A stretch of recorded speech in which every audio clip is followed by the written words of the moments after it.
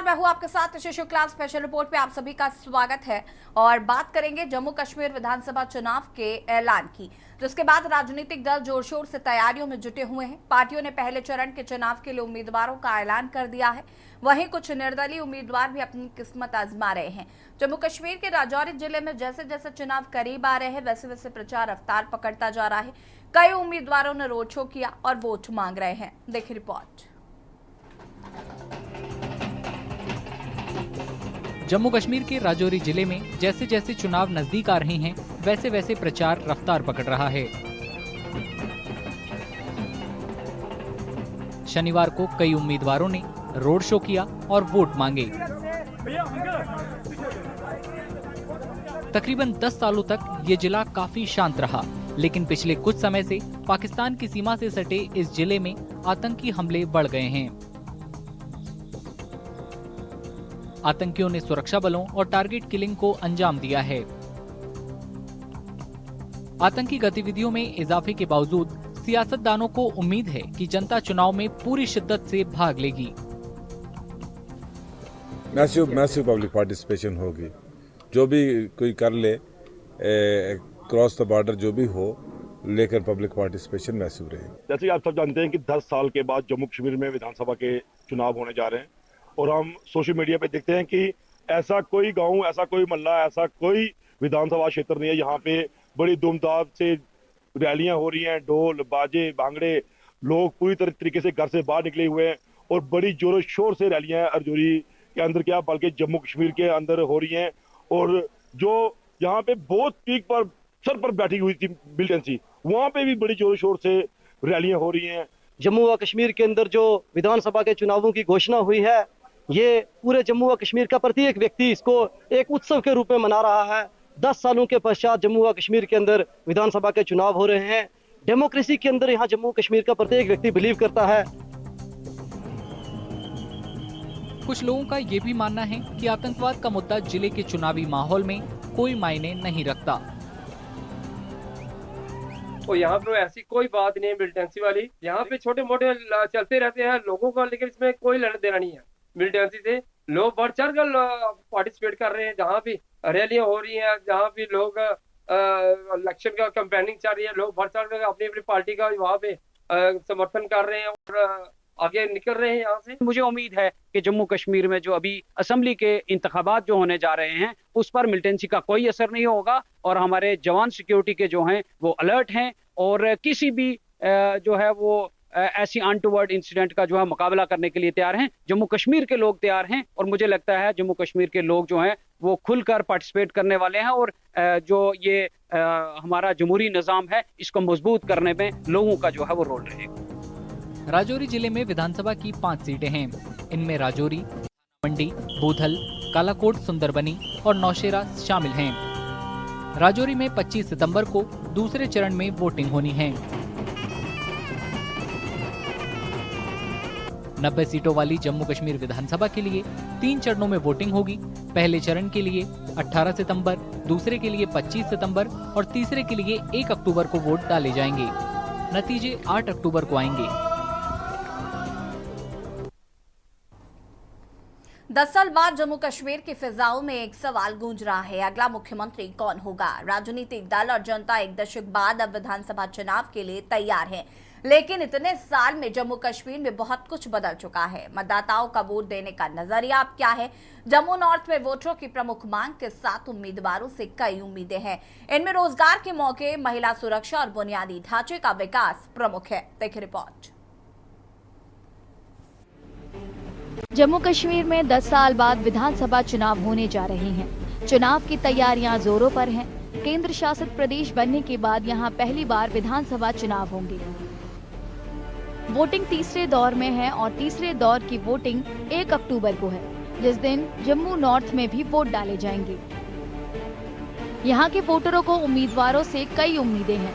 इनमें रोजगार के मौके, महिला सुरक्षा और बुनियादी ढांचे का विकास प्रमुख है। जो ये अभी इलेक्शंस होने वाले हैं, तो इससे यही था कि हमारे यहाँ जो यूथ है वो अनएम्प्लॉयड रहा है, तो हम चाहते हैं कि अभी जो आएंगे तो हमें जॉब्स अप्लाई हो, यहाँ पे पोस्ट आएंगी, तो जो यूथ है जो अनएम्प्लॉयड है तो वो उनको जॉब्स मिलेंगी, तो वो सबसे पहले तो वही है। देन वुमेन्स का सेफ है। बीइंग जम्मूटीज मैं ये बोल रही हूँ कि हम जम्मू में बहुत सुरक्षित है, बट बाहर भी देखो तो बाहर बहुत खराब हालत चल रही है। सब उम्मीदें यही रखते हैं कि जहाँ पे डेवलपमेंट हो। 10 साल से कोई डेवलपमेंट जहाँ पे नहीं हुई है, कोई नाली नहीं बनी है, कोई मतलब जहाँ पे कोई स्ट्रक्चर कोई ऐसा खड़ा नहीं हुआ है। देखो जहाँ पे आप देख रहे हो कि नाली शाली का कोई प्रोग्राम नहीं है, जहाँ पे ऐसे पानी रोड साइड पे जा रहा है तो उनका कोई वो नहीं है। और हम यही चाहते हैं कि डेवलपमेंट हो, सरकार आए ताकि यूथ भी हमारा ऐसे बेरोजगार है, वो भी उनको भी बेरोजगार मिले। नेशनल कॉन्फ्रेंस के उम्मीदवार अजय सदोत्रा का मानना है कि कांग्रेस के साथ गठजोड़ से उन्हें फायदा होगा। उन्होंने गठबंधन के प्रमुख मुद्दों के बारे में बताया। नेशनल कॉन्फ्रेंस और कांग्रेस का गठजोड़ हुआ है और जो गठजोड़ करने का मकसद जो था वो सबसे बड़ा मकसद ये था कि देश को बचाया जाए और देश का जो संविधान है उसको बचाया जाए और जो ताकतें देश को कमज़ोर करती हैं उनके साथ इकट्ठे मिलकर मुकाबला किया जाए, ताकि उन ताकतों को पता चले कि यहाँ देश को हम अगर कमज़ोर कर रहे हैं तो देश को मजबूत करने वाली भी ताकतें हैं। सदोत्रा के खिलाफ पूर्व मंत्री श्यामलाल शर्मा है। वे 2019 में कांग्रेस छोड़कर बीजेपी में शामिल हो गए थे। श्यामलाल शर्मा कहते हैं कि बीजेपी राष्ट्रीय अस्मिता के मुद्दे पर चुनाव लड़ेगी। तो मुद्दे जो हैं वो राष्ट्र सबसे पहले है। भारतीय जनता पार्टी का जो संकल्प है, जो स्लोगन है, वो ये है कि हम राष्ट्र को पहले मानते हैं, पार्टी सेकंड होती है और सेल्फ लास्ट होता है। लास्ट किसी भी पायदान पे हो जाए तो हमारा जो मेन जो हमारा सामने रहेगा वो केंद्र बिंदु जहां हमारी जो है वो अखंड भारत रहेगा। तो यही सबसे बड़ा मुद्दा होगा। पीपल्स डेमोक्रेटिक पार्टी ने दर्शन मंगोत्रा को मैदान में उतारा है। इससे जम्मू नॉर्थ का मुकाबला तिकोना हो गया है। 90 सदस्यों की विधानसभा के लिए 3 दौर में 18 सितंबर से 1 अक्टूबर तक वोटिंग होगी। वोटों की गिनती 8 अक्टूबर को होगी। अब बात करेंगे जम्मू कश्मीर में श्री माता वैष्णो देवी सीट मई 2022 में परसीमन के बाद रियासी विधानसभा सीट से काटकर बनाई गई थी। जम्मू कश्मीर की 90 विधानसभा सीट में एक है और जम्मू लोकसभा सीट में पड़ती है। दुनिया भर में मशहूर माता वैष्णो देवी मंदिर त्रिकुटा पहाड़ियों पर 5200 फीट की ऊंचाई पर है। यहाँ हर साल भारी संख्या में श्रद्धालु आते हैं। जम्मू कश्मीर में 18 सितंबर, 25 सितंबर और 1 अक्टूबर को 3 दौर की वोटिंग होगी। माता वैष्णो देवी सीट पर 25 सितंबर को वोटिंग है। ऐसे में श्री माता वैष्णो देवी सीट का लेखा जोखा कैसा है, देखिए हमारे स्पेशल रिपोर्ट में।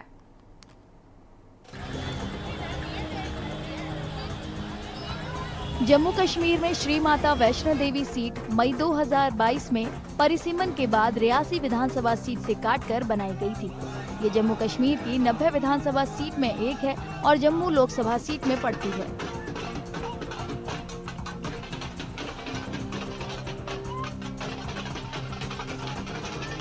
दुनिया भर में मशहूर माता वैष्णो देवी मंदिर त्रिकुटा पहाड़ियों पर 5200 फीट की ऊंचाई पर है। यहाँ हर साल भारी संख्या में श्रद्धालु आते हैं।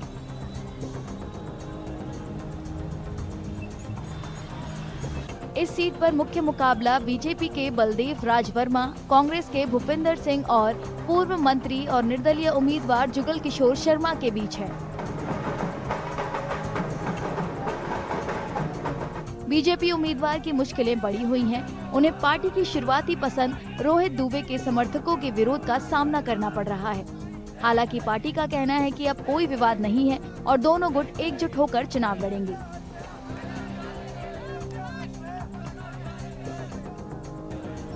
वोटरों में 10 साल बाद मताधिकार का इस्तेमाल करने को लेकर जोश है, साथ में उनकी मांगे भी हैं।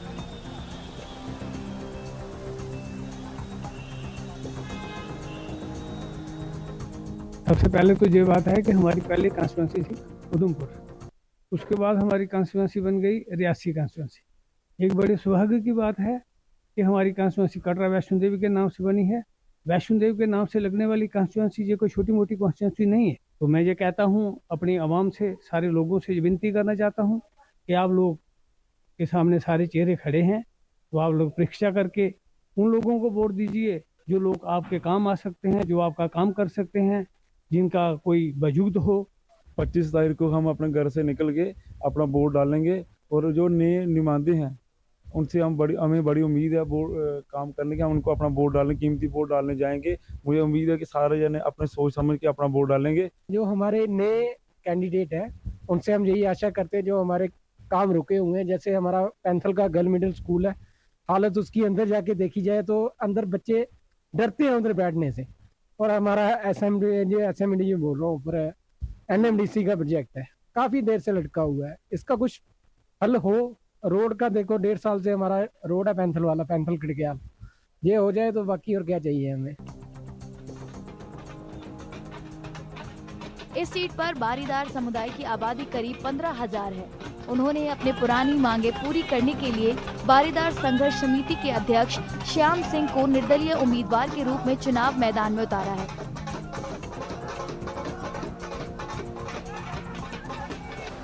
श्री माता वैष्णो देवी श्राइन बोर्ड के गठन से पहले इस समुदाय के लोग वैष्णो देवी मंदिर का मैनेजमेंट करते थे। कटरा वैष्णो देवी की ये बिल्कुल नया चुनावी क्षेत्र है और यहाँ हर लीडर जो है कुछ चंद एक को छोड़ के नए लोग यहाँ अपना चुनाव लड़ने आ रहे हैं। और हमारे आपको पता है यहाँ सबसे बड़ा मुद्दा हमारा बारीदारों का है। उनके साथ जो प्रधानमंत्री जी ने वादा किया था उसके हिसाब से यहाँ जितने भी बारीदार लोग हैं वो सब इस बार बीजेपी को बायकॉट कर रहे हैं और अपना नुमाइंदा यहाँ से भेज रहे हैं। जम्मू कश्मीर में 18 सितंबर, 25 सितंबर और 1 अक्टूबर को 3 दौर में वोटिंग होगी।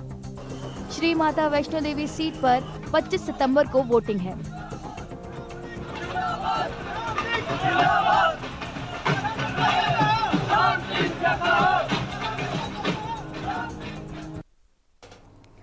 कोलकाता में RG Kar medical college and hospital में डॉक्टर के साथ बलात्कार हत्या के मामले में लोग न्याय की मांग करते फिर से प्रदर्शन कर रहे हैं। रविवार को पश्चिम बंगाल की राजधानी कोलकाता सहित दिल्ली, मुंबई और दुनिया के कई देशों में न्याय की मांग पर प्रदर्शन हुए। ताइवान में भी लोगों ने न्याय की मांग पर प्रदर्शन किया है। कोलकाता में हुए प्रदर्शन के दौरान डॉक्टर की मां पिता भी उपस्थित हुए और उन्होंने न्याय की गुहार लगाई है। बीती आधी रात आरजीकर रेप हत्या पीड़िता के लिए इंसाफ की मांग गूंज उठी है। देखिए रिपोर्ट।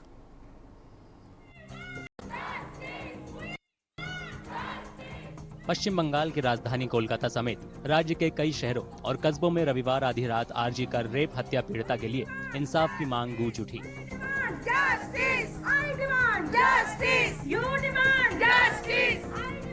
प्रदर्शनकारियों में महिलाएं, पुरुष, युवा और बुजुर्ग तक शामिल थे। सभी ने सड़कों पर ह्यूमन चेन बनाई, सड़कों पर नारे लिखे, मशालें जलाई और राष्ट्रगान गाया। आरजीकर मेडिकल कॉलेज अस्पताल में 9 अगस्त को ट्रेनी महिला डॉक्टर के साथ कथित बलात्कार और हत्या के खिलाफ विरोध दर्ज करते हुए प्रदर्शनकारियों ने तिरंगा लहराया।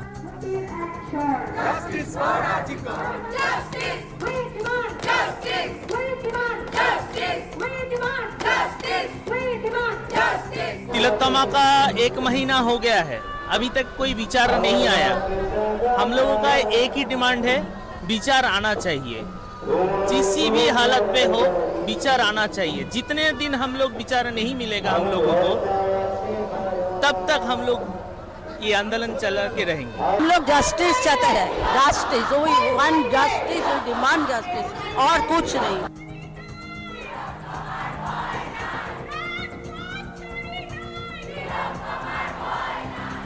कोलकाता में प्रदर्शनकारियों ने मोबाइल की टॉर्च जलाई। कई लोगों ने काले कपड़े पहनकर विरोध जताया। कुछ लोगों ने पीड़िता का नाम तिलोत्तमा रखा तो कुछ ने उन्हें अभ्या कहा, लेकिन सभी ने एक सुर में पीड़िता के लिए इंसाफ की मांग की।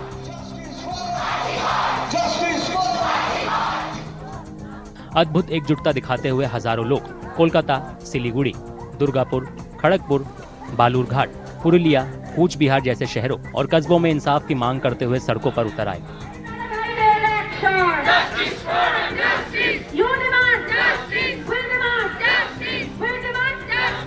हम लोगों के मेनली जो है हमें विचार चाहिए। ये आज 1 महीना हो गया, अभी तक हमें जस्टिस नहीं मिला आज हमें लगता है कि शायद विचार मिले, क्योंकि 5 तारीख को सीबीआई ने जो रिपोर्ट जमा किया है उसके बारे में उसके लिए हम लोग बहुत आशावादी है कि आज हमें कुछ ना कुछ जस्टिस तो मिलेगा ही। हम लोगों का मान है तिलोत्तमा जल्द से जल्द उनका विचार हो और जो क्रिमिनल्स है उन लोगों को जल्द से जल्द सजा मिले। और अभी हम लोगों ने बहुत जिन को बुलाया था सबको बुलाया था, सब लोग आए हैं, बहुत सारा सपोर्ट मिल रहा है। सुप्रीम कोर्ट ने सोमवार को 17 सितंबर तक सुनवाई टाल दी।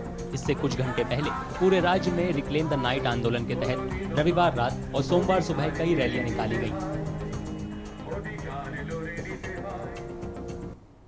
और यहाँ रुकेंगे छोटे से ब्रेक के लिए, जो हाजिर होते हैं। आप देख रहे हैं के न्यूज, खबरों का सारथी। ब्रेक के बाद एक बार फिर से आप सभी का स्वागत है। पश्चिम बंगाल की राजनीति में एक बार फिर उथल पुथल जारी है। तृणमूल कांग्रेस के राज्यसभा सांसद जवाहर सरकार ने रविवार को अचानक पश्चिम बंगाल के सीएम और पार्टी सुप्रीमो ममता बनर्जी को पत्र लिखकर सांसद पद से इस्तीफा दे दिया और राजनीति छोड़ने का भी फैसला किया। कोलकाता के आरजी कर मेडिकल कॉलेज में ट्रेनी डॉक्टर से रेप और हत्या मामले में उन्होंने कहा कि सरकार के खिलाफ ऐसा गुस्सा और अविश्वास पहले कभी नहीं देखा। जवाहर का फैसला सामने आने के बाद हड़कंप मच गया है। ममता सरकार के नेता ही अब ममता सरकार को घेर रहे हैं। देखिए रिपोर्ट। सांसद जवाहर सरकार ने रविवार को राज्यसभा से इस्तीफा देने का ऐलान कर दिया। इसके साथ ही जवाहर सरकार ने राजनीति से भी संन्यास ले लिया है। पश्चिम बंगाल की मुख्यमंत्री ममता बनर्जी को लिखे पत्र में जवाहर सरकार ने आरजी कर कांड पर ममता बनर्जी सरकार के रवैये का विरोध किया। उन्होंने ये भी दावा किया कि उनकी पार्टी के नेताओं के एक गुट का भ्रष्टाचार और उनके खिलाफ कार्रवाई की कमी भी उनके इस्तीफे की वजह है। जवाहर सरकार के आरोपों के जवाब में टीएमसी नेता कुणाल घोष ने कहा कि पार्टी उनके फैसले का सम्मान करती है, लेकिन उम्मीद जताई कि पार्टी नेतृत्व उठाए गए मुद्दों का समाधान करेगा और जल्द ही कार्रवाई भी करेगा।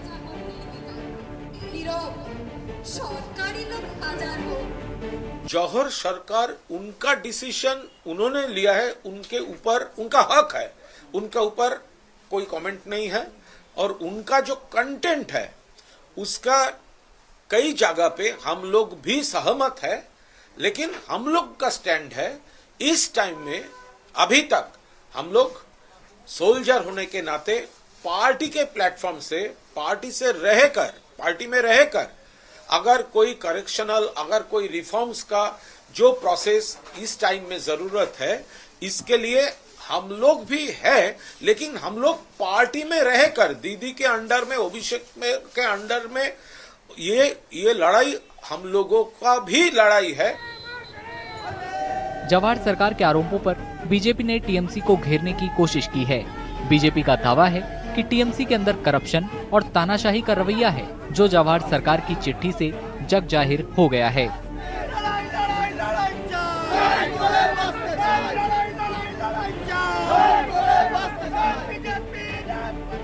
The letter written by Jawahar Sarkar, the Trinamool Congress MP, exposes the dirt, corruption and dictatorial attitude within the TMC, which now has come to mean two things: Tanashahi mindset and culture and too much corruption.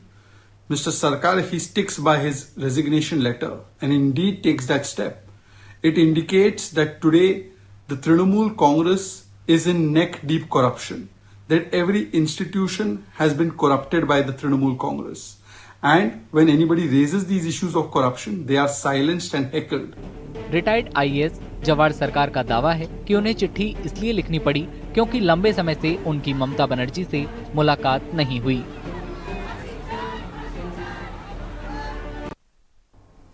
Simdega जिले के सरकारी स्कूलों में बच्चों की उपस्थिति बढ़ाने के लिए शुरू किए गए सीटी बजाओ अभियान को राष्ट्रीय पटल पर पहचान मिली है और इस अभियान को स्कॉच अवार्ड के लिए चयनित किया गया है। बच्चों के स्कूल में बढ़ी उपस्थिति झारखंड के सिमडेगा जिले के सरकारी स्कूल की प्रिंसिपल सूफिया खातून का कहना है कि बच्चों को गलियों मोहल्लों में सीटी बजाते हुए घुमाया गया, जिससे समाज में जागरूकता फैल सके। देखिए रिपोर्ट। झारखंड के सिमडेगा जिले में सीटी बजाओ उपस्थिति बढ़ाओ अभियान के जरिए सरकारी स्कूलों में बच्चों की अटेंडेंस बढ़ाने की पहल को नेशनल लेवल पर मान्यता मिली है। इस पहल को नेशनल स्कॉच अवार्ड के लिए चुना गया है। सिमडेगा के उपायुक्त ने बताया कि सरकारी स्कूलों में कम अटेंडेंस और हाई ड्रॉप आउट रेट को देखते हुए इसे पायलट प्रोजेक्ट के तौर पर छोटे से गांव में शुरू किया गया था।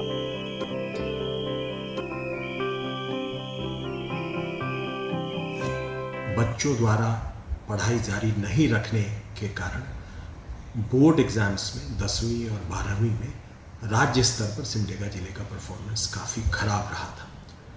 इसके मद्देनज़र 2023 में पायलट बेसिस पर यहाँ के एक प्रखंड में सिटी बचाओ उपस्थिति बढ़ाओ अभियान शुरू किया गया, जो एक अत्यंत ही लो कॉस्ट अभियान था जिसमें लगभग किसी प्रकार का खर्चा नहीं था। जिला प्रशासन के मुताबिक पायलट प्रोजेक्ट का रिजल्ट अच्छा आने के बाद इसे पूरे जिले में लागू किया गया है। इसकी सफलता को देखते हुए पूरे जिले में इसको लागू किया गया और फल ये हुआ कि अटेंडेंस के मामले में सिमडेगा 23-24 में सर्वश्रेष्ठ जिला घोषित हुआ राज्य स्तर पर, और 10वीं और 12वीं के रिजल्ट में जहां हम 24 जिले में 23वें स्थान पर थे 2023 में, वहीं 24 में जाकर के हम लोग 9वें और 8वें स्थान पे आ गए। तो काफ़ी हम लोगों के रिजल्ट में भी सुधार हुआ और अटेंडेंस भी विद्यालय में बढ़ा, जिस कारण से इसको हम लोगों ने शुरू किया था। सिटी बचाओ उपस्थिति बढ़ाओ अभियान को दिल्ली में इस महीने के अंत में स्कॉच अवार्ड दिया जाएगा। सिमडेगा जिले के अधिकारियों को भरोसा है कि उनके अभियान की शानदार सफलता के बाद अब इसे देश भर में लागू किया जाएगा। उत्तराखंड के उधम सिंह नगर जिले में एक नर्स के साथ कथित बलात्कार और हत्या से लोगों में आक्रोश है। 8 अगस्त के बिलासपुर क्षेत्र से महिला का शव बरामद हुआ था। पुलिस के मुताबिक मुख्य संदिग्ध धर्मेंद्र को 14 अगस्त को गिरफ्तार किया गया। पीड़िता का परिवार सीबीआई जांच की मांग कर रहा है।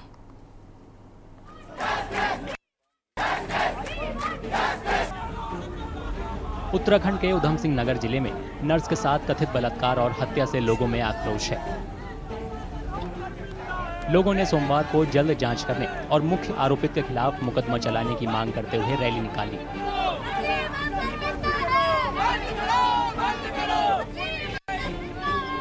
पीड़िता 31 जुलाई को रुद्रपुर से लापता हो गई थी। बाद में पुलिस ने उसका शव उत्तर प्रदेश के बिलासपुर से बरामद किया। 8 अगस्त को बिलासपुर जो क्षेत्र है यूपी का, वहाँ पर एक महिला का शव बरामद हुआ था, जिसकी आइडेंटिफिकेशन जब की गई बिलोंगिंग से तो ज्ञात हुआ कि ये उसी गुमशुदा महिला का शव है। पुलिस के मुताबिक मुख्य संदिग्ध धर्मेंद्र को 14 अगस्त को गिरफ्तार किया गया। पीड़िता का परिवार सीबीआई जांच की मांग कर रहा है। फिलहाल 20 अगस्त को गठित स्पेशल इन्वेस्टिगेशन टीम मामले की जांच कर रही है। जब हमारी टीम इसमें विवेचना में जुड़ी तो 14 अगस्त को जो मुख्य अभियुक्त है उसकी गिरफ्तारी की गई थी इसमें, और उसे रिमांड लिया गया था माननीय न्यायालय से। इसके बाद एक हमारे जनपद में एक एसआईटी गठित की गई थी जो इसकी विवेचना कर रही थी। इसमें हमारे एसपी क्राइम थे, एसपी सिटी थे, और मैं इसमें टीम प्रभारी के रूप में काम कर रही थी। इसमें हमारे द्वारा विस्तृत जांच की गई थी। जो भी कार्यस्थल था महिला का, उसके आसपास के जो लोग रहते हैं उनसे पूछताछ की गई थी। सीसीटीवी का अवलोकन किया गया और साथ ही साथ पूरा टेक्निकल सर्वेलेंस किया गया। अभी तक पुलिस ने पीड़िता के शरीर से डीएनए सैंपल निकाले हैं। उनका मिलान मां के डीएनए से किया जा रहा है।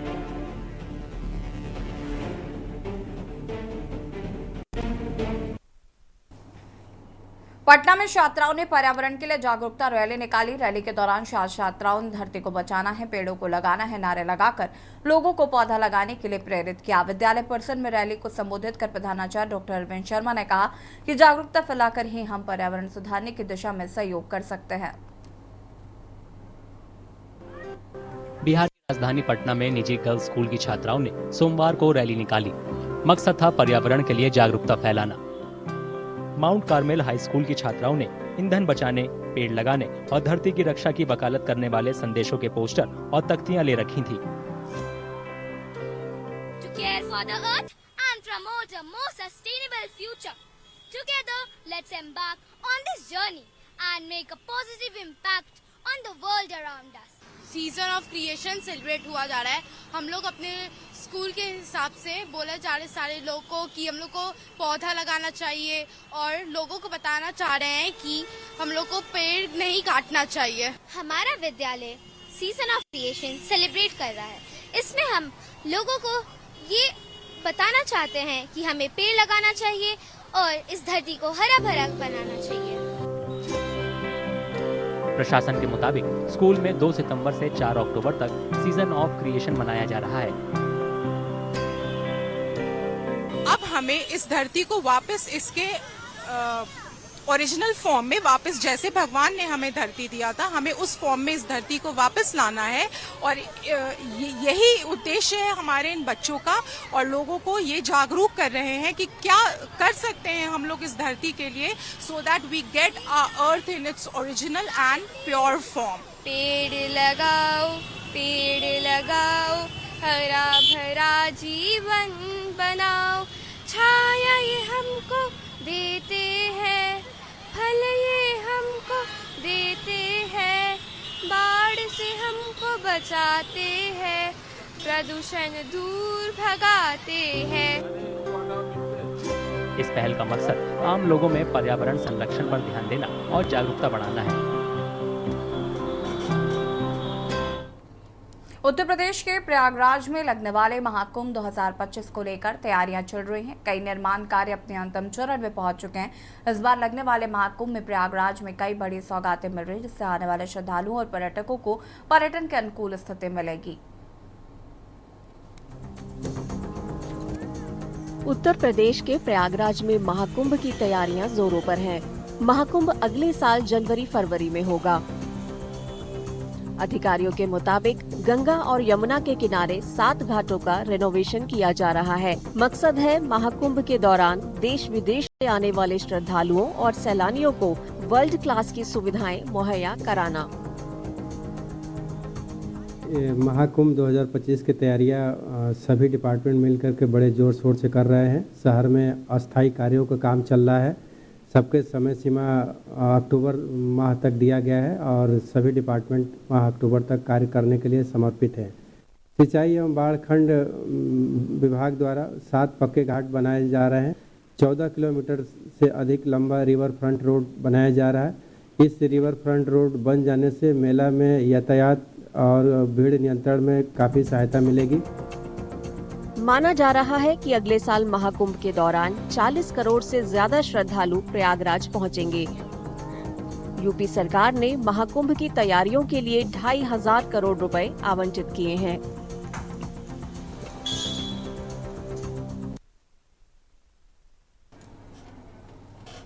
और स्पेशल रिपोर्ट में फिलहाल इतना ही। देखते रहिए के न्यूज़ इंडिया। नमस्कार।